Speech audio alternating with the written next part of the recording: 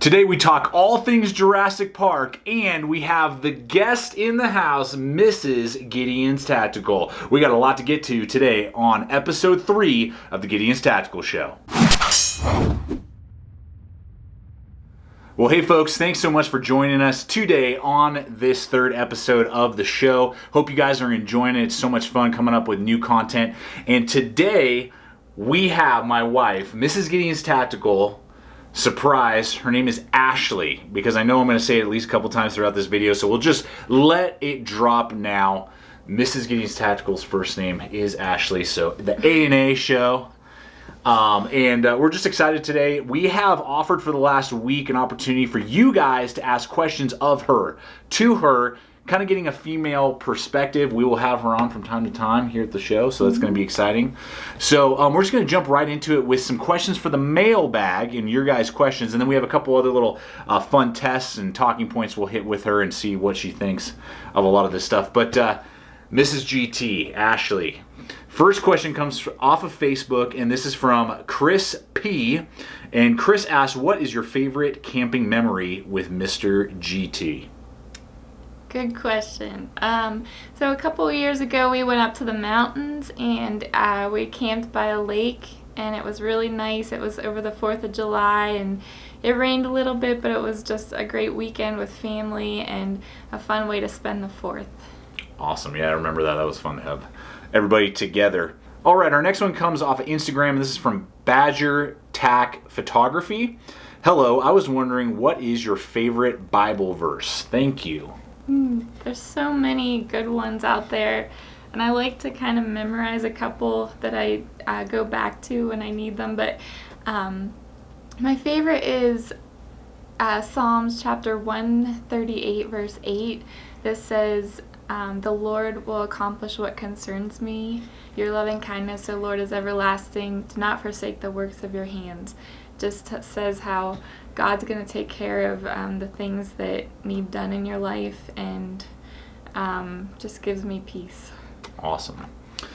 All right. The next one is off of Facebook, and this is from Bobby Keaton, and he has purchased a backpack, kind of like a tactical backpack for his wife. She's not liking it.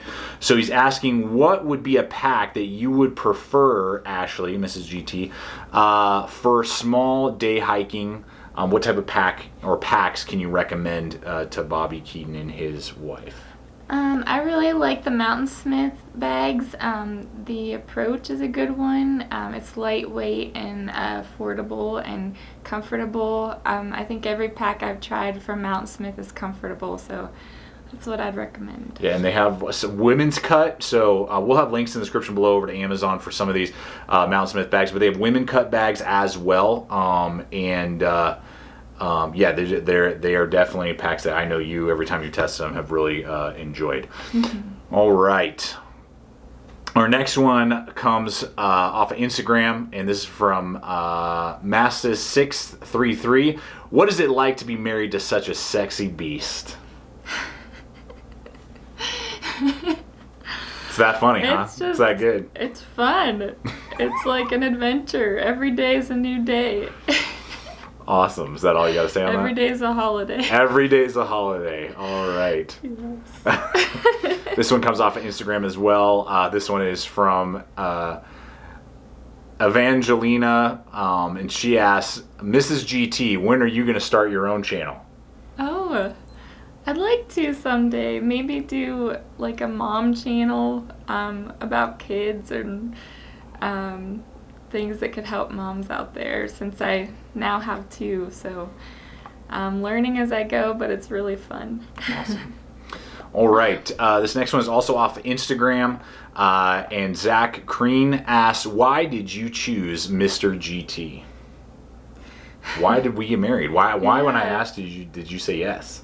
Well, I'm sure every dude out there is asking that and wondering that. I mean, it took a lot of persuasion, but I think the main thing is that I made a list of what I wanted in a man, and at the top of the list was someone who loves God, and I know Aaron does, and also it just really impressed me how when we first met he took the initiative to introduce himself to me, and he asked me on the date, and he opened the doors for me, and I really like that.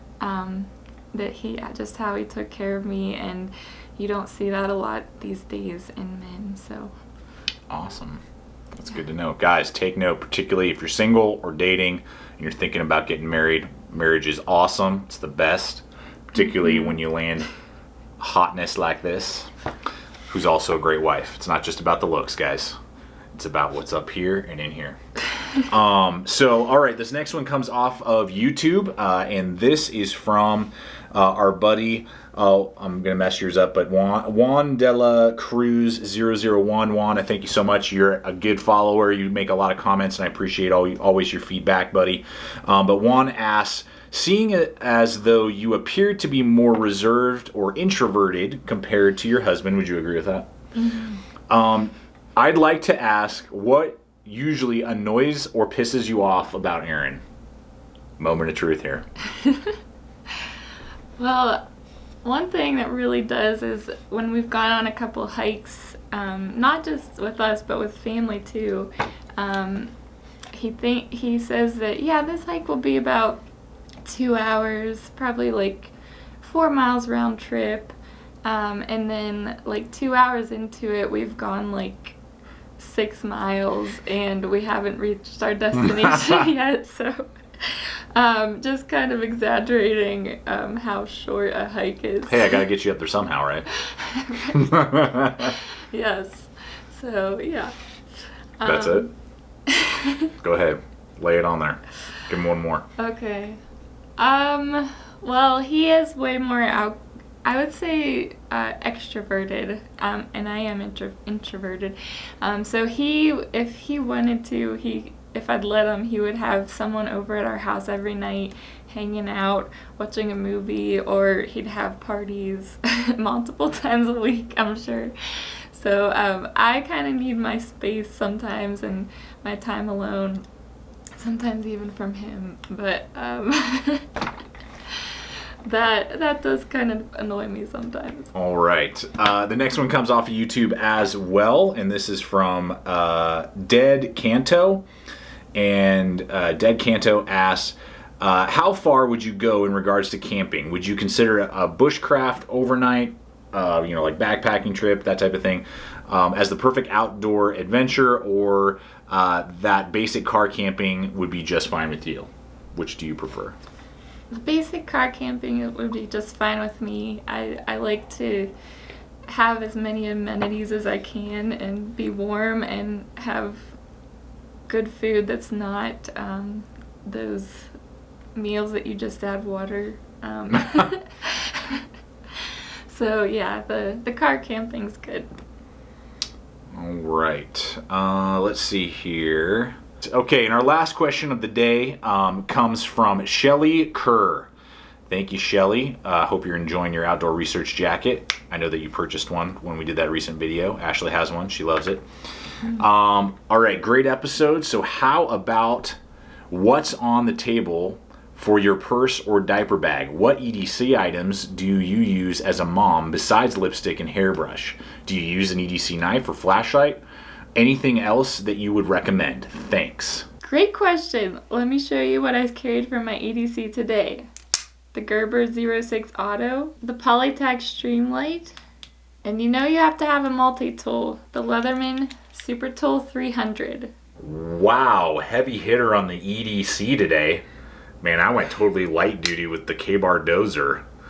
Man, I feel like I should have gone a lot more heavy hitter. Yeah, you probably should have. But seriously, I do have an EDC, and these are some of the things that I like to carry. The Leatherman Squirt, it's just really small, lightweight. I like that my son probably can't get into it, but it has little knife, scissors, and pliers, and it works well on my keychain. And then also the Mech Army. Again, it's just good to be able to look in your diaper bag with the light, and has a nice light. It's USB chargeable. It also has an alarm if you need need to use that for some self-defense.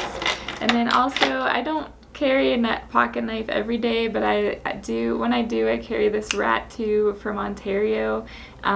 It's, again, just lightweight, comfortable, easy for me to open and close, which a lot of knives aren't, because I don't use them all the time like Aaron does, and also my fingers are pretty short, so it's kind of hard for me to do that, to open and close big knives. And for my diaper bag, I go with this Mountain Smith World Tour. And we had to kind of go bigger once we had 2 kids, so it has lots of space for 2. And one other thing that we always try to keep in our bag is a first aid kit, something like this that can handle trauma, like if there's a gunshot wound that we come upon, or if we're involved in that has clotting agents and tourniquets and stuff like that you never know when you might need. So that's my EDC. Well, folks, before we move on to everything Jurassic Park, we have one last little activity to do with Ashley, and that is to decide on which character out of all of the Jurassic Park films we each feel the other most emulates or is most like. Which character out of all now, 5 films that exist out there of the Jurassic Park series. And this was going to kind of dump us into not only doing a review on The Fallen Kingdom, because it is dropping this week on video, but also giving some just talking points on Jurassic Park in general, rating all the movies in my favorite order. We're going to do all that here in just a moment. But before we do that, Ash, let's talk about it. I will go ahead and go first and tell you which character I feel you most emulate. All right, so my pick for you, if I was to say that you were going to be somebody in the Jurassic Park series, I would say that you are Dr. Ellie Sattler from the original. You know, the girl that I guess is dating Dr. Allen, you know, they're together throughout the movie.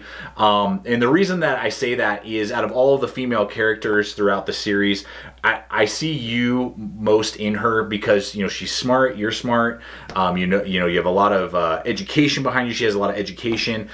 She's sensitive, likes kids. You are sensitive, like kids.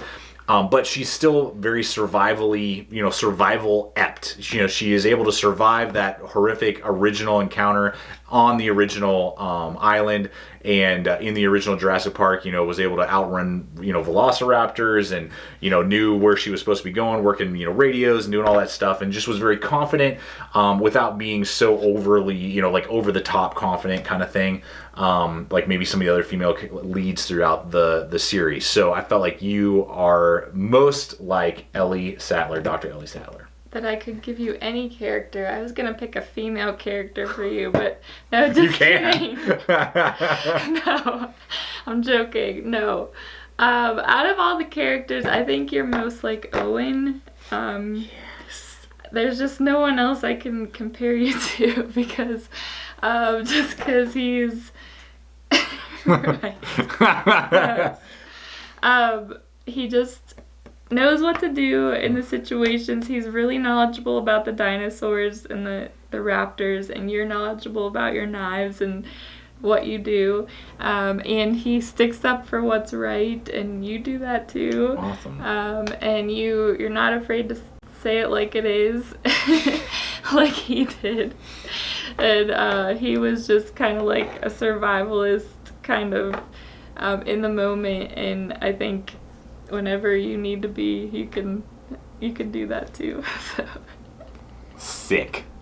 Awesome. Well, with that, folks, we're going to say goodbye to Mrs. GT, aka Ashley, and we're going to go ahead and move on into some more Jurassic Park themed stuff, but we want to thank her for coming over and visiting with us today, and she'll come and join us from time to time. And what's your segment called again? What are we calling your segment when you do pop in? It's going to be called The Cocoa Break with Mrs. GT. And that would be because you're not a huge fan of coffee. You drink it, but... Yeah, I'm not a huge fan of coffee. I like tea too, but I just love a good cup of hot chocolate. Awesome. And it can be summer, winter, spring, fall, anytime. All right, cool. Thanks, babe. We'll catch you next time. Well, folks, I hope you enjoyed that part and that segment with Mrs. Gideonstactical. And before we jump into everything Jurassic Park, I'm just going to do a quick commercial break here where we discuss simple ways that you can support the channel. You know, one of the main ways that we make income to be able to produce content, do reviews, and do this show is through the hyperlinks. And so we have hyperlinks in the description below for many of the things we talk about today in this video and any video, not only over to Amazon, but also Blade HQ and Knockaround Sunglass Company. All of those companies and all of those hyperlinks that we offer right in the description below this video and all of our videos will take you right over to those websites. You can purchase gear. You can see lists of certain gear, the items that we discuss, particularly like in this video, and then purchase. It's free for you, and it helps support the channel and helps us to continue to do what we do here to continue to make content. So thank you guys for helping us to continue to do what we do here and supporting the channel in this simple way. All right, you guys better hold on to your butts because we're gonna talk Jurassic Park. And really the reason for this is twofold. One, I just love Jurassic Park. It's one of my favorite movie franchises, but this coming Tuesday is the newest version of the series. The Jurassic World Fallen Kingdom does drop onto video and streaming services. And so I have pre-ordered it on Amazon for Blu-ray and DVD, and I will have links in the description below for that. So if you want to pre-order, or if you just want to buy the whole collection, I have the whole collection already, and they are streaming the first three, original, Lost World, and Jurassic Park 3 on Netflix as of right now. So yeah, I just love it. And there's the first thing I want to say is that I just love Jurassic Park for this reason. Not only is it just a really entertaining franchise, but it connects to me also on this kind of, you know, preparedness, survival level, because it is about like life and death, you know, catastrophes. There's a level of science fiction, you know, involved in cloning dinosaurs and having dinosaurs, you know, running amok and wanting them to live and survive. But at the same time, when humanity gets involved, then there's this clash. There's so many metaphors and meanings just in Jurassic Park.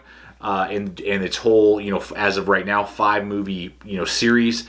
And it's just, it makes me think every time, not only some just moral dilemmas on like what has rights, what doesn't, you know, like they're talking about dinosaurs having rights and, well, they're extinct and so we created them. So does the create, you know, like it's just really interesting stuff and just fun. And then it's, you know, entertaining. And then there's that aspect, you know, where they're in the jungle and they're surviving and they're having, you know, life and death, and just connects with me on many different levels. So that's why I just love the concept of Jurassic Park. And I've thought to myself multiple times, I mean, you may have too, like, what if I was in that situation? How would I act? Would I survive, you know, all these dinosaur situations? Would I be one of the lucky few, or would I be, you know, left for dead, having been mauled to death by a velociraptor, or getting eaten and ripped apart by a T-Rex? So I don't know if I'm alone in that thought process, but anyway, that's what's brought us to this portion and why I'm just kind of pumped to just have some fun with you guys. And we're going to do video review first, and then I have some cool just kind of concepts as well that we're going to talk through real fast. So let's go through the litany of the 5 movies and where I rate them, starting with the best going to the worst. The best is the original Jurassic Park, the original movie, 1993. Still, it ages so well because they use so much animatronics, you know, in the movie. It was just when CG was coming out. And the parts that are CG, you can kind of tell it's a little dated, but there's only a few shots, you know, and I just watched the original yesterday in preparation for this video. It ages really well because of all the good animatronics on top of just like the good acting and the good story and plot and all that type of stuff. They really did a good job with that, and it did launch the franchise, obviously. So the first one is my favorite. Then it goes with kind of the relaunch of the series is my second favorite in the Jurassic World, the first one with Chris Pratt. Really like that. Kind of reinvigorated the series, brought a new twist to it, brought new life to it, and it was really entertaining for me. I really enjoyed it. Then I would say this newest rendition has just been released, The Fallen Kingdom, is kind of neck and neck with Lost World. They're both decent movies. There are aspects to them that I do not like. There are aspects to them that I really like. So they kind of are almost like in the middle there for me. And then Jurassic Park 3 is like a joke. I mean, it's like a write-off. It's only like an hour and a half. It's almost slapstick in some ways, and it's just kind of goofy. And I'm not a huge fan of that. Basically, I don't watch that one unless I'm literally just wanting to watch them in chronological order, and I just do it just more for the sake of doing it than for entertainment value. It's just kind of silly. So that's kind of where the movies stand, and we'll now just kind of give you. I just want to give you my thoughts on Fallen Kingdom in case you have not seen it yet.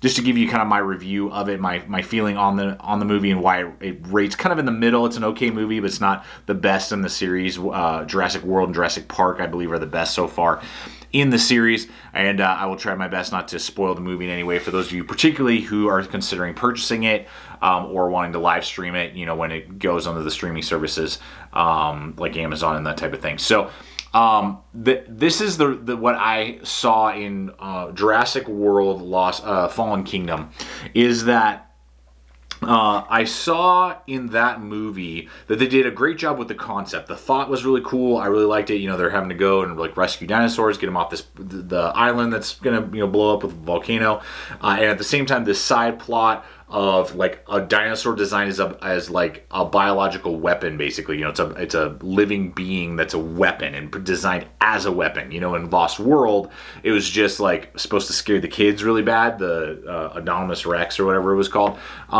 This other new kind of like hybrid Velociraptor thing is supposed to be like a living weapon. And so there's these two storylines kind of going together. And the thing that I felt though, and what makes it kind of a 50-50 movie for me, is that it really felt like two different movies. The whole first half of the movie is saving the dinosaurs, and it was more like an survival adventure, action movie. And then when they get to the second half of the movie, it seemed like like a horror movie. And so it was almost like these two different movies colliding in the middle.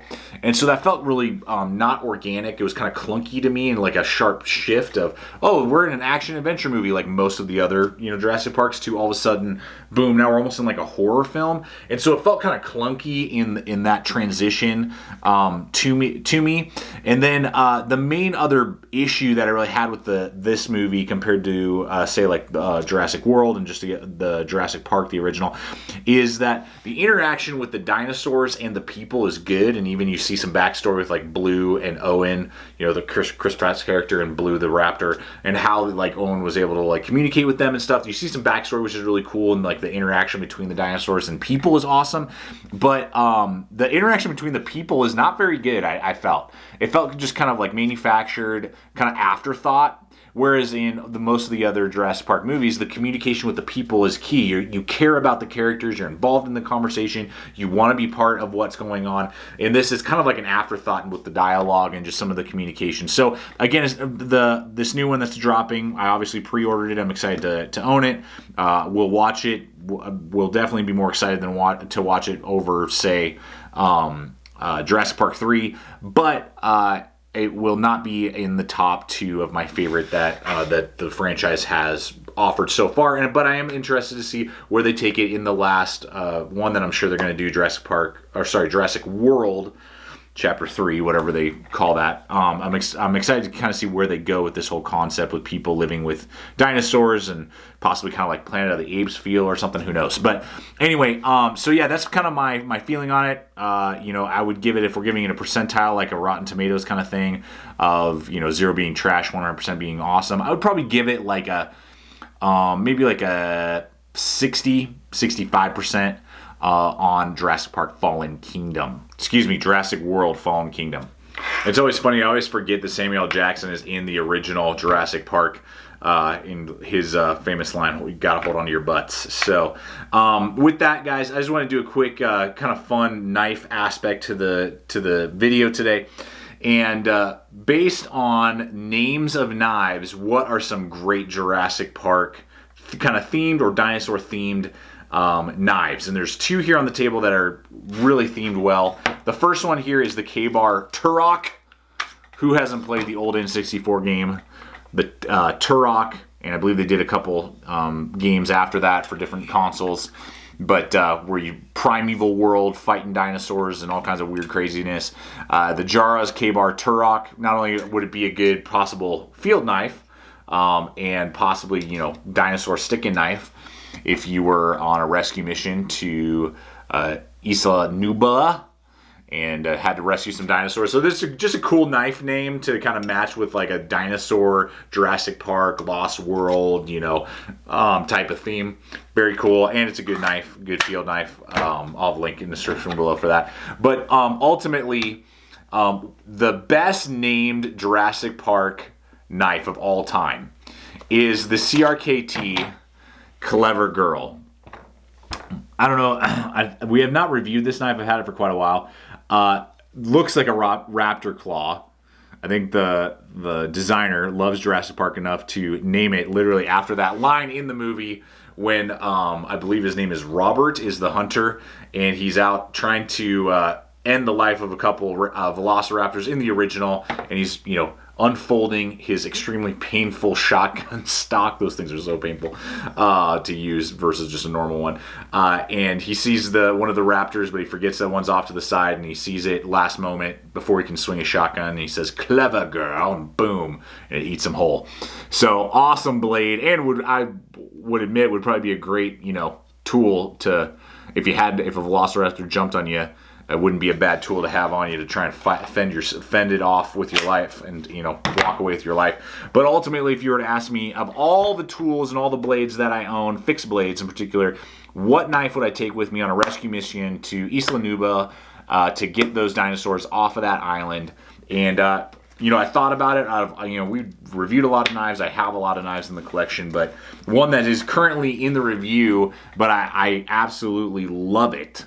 Love this knife. I didn't know if I would, but love it, is the Tops Prather War Bowie. This thing is like a Tyrannosaurus Rex claw. I mean, yeah, the Clever Girl looks like a raptor claw. This guy is like a Tyrannosaurus Rex claw. Really well balanced. Definitely like a war buoy, but also a great field knife. Huge, massive clip. Great traction, so I absolutely, if I had the ability to get it out and, you know, defend myself up against a raptor, I might be able to walk away from it and would be able to use it in a survival situation out there in the jungles of Costa Rican islands if I had to. So if I had to take one of my fixed blades, that would be, I believe, the one that I would take on a Jurassic Park rescue mission.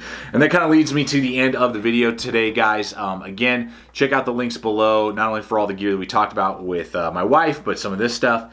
And stay tuned, because Tuesday, again, the movie drops, and it's worth owning, I think, and worth renting if you have the ability, Redbox, you know, streaming, whatever. But Wednesday, I'm going to shoot to do a whole video on my Jurassic Park rescue mission survival kit. If I was on a rescue mission in Jurassic Park, Jurassic World, what gear would I take? What pack? What, you know, knife scenarios, firearms? I'm gonna go through the whole litany. Just have some fun. It's obviously completely not realistic in the sense that we're gonna have to go, you know, survive in a dinosaur world. But it's just a cool thought. I've been thinking about it when I saw that the Fallen Kingdom. I was thinking about that, like, man, if I was on that island having to be Owen, you know, like trying to save the dinosaurs, what would I take with me? So we're going to talk about that, and there's going to be a lot of different things you may not see in your average survival kit video, EDC kit video. So that's going to be a lot of fun to do. So that will be coming and dropping sometime this week. Hopefully Wednesday is what I'm going to be shooting for. So stay tuned for that, and we'll have some fun talking about some hypotheticals if dinosaurs did roam the earth still to this day. So guys, I hope you've enjoyed this third episode of the Gideonstactical Show. As always, I want to hear your guys' feedback, your thoughts on the show, ways that we can improve. We're really having a fun time doing this format. Hope to continue to do it, plan to continue to do it. And stay tuned for next week's episode. Look for the reviews throughout the week. Make sure if you want to get involved in the mailbag and have your questions answered live, put hashtag mailbag and ask your questions. And check us out, Instagram, Facebook, all that stuff. And finally, guys, always remember, stay equipped, stay prepared, and we'll see you out there.